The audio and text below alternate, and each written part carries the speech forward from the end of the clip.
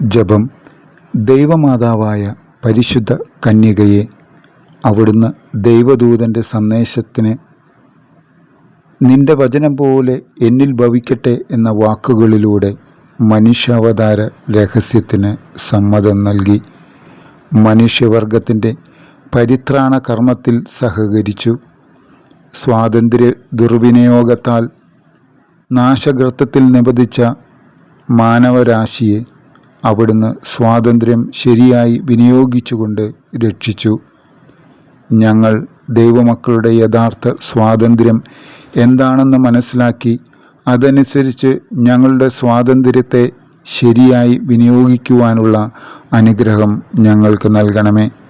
ഞങ്ങളുടെ സ്വാതന്ത്ര്യം ദുരുപയോഗിച്ച് അവിടുത്തെ തിരുക്കുമാരനെ ദ്രോഹിക്കാതിരിക്കുവാനുള്ള കൃപ ഞങ്ങൾക്ക് നൽകണമേ. എപ്പോഴും ദൈവമഹത്വത്തിനും ഞങ്ങളുടെ ആത്മരക്ഷയ്ക്കും ഉപയുക്തമാം വിധം ഞങ്ങളത് വിനിയോഗിക്കുന്നതാണെന്ന് പ്രതിജ്ഞ ചെയ്യുന്നു. നാഥേ, അങ്ങ് ഞങ്ങളുടെ മാതൃകയായിരിക്കണമേ.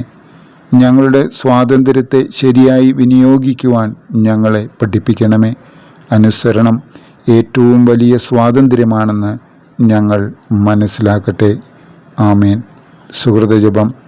ദൈവപുത്രൻ്റെ മാതാവേ, ദൈവവചനത്തിന് അനുസൃതമായി ജീവിക്കുവാൻ ഞങ്ങളെ പഠിപ്പിക്കണമേ. സൽക്രിയ. ശുദ്ധീകരണ സ്ഥലത്തിലെ ആത്മാക്കൾക്ക് വേണ്ടി 3 സ്വർഗസ്ഥനായ പിതാവേ എന്ന ജപം ചൊല്ലി കാഴ്ചവെച്ച് പ്രാർത്ഥിക്കുക.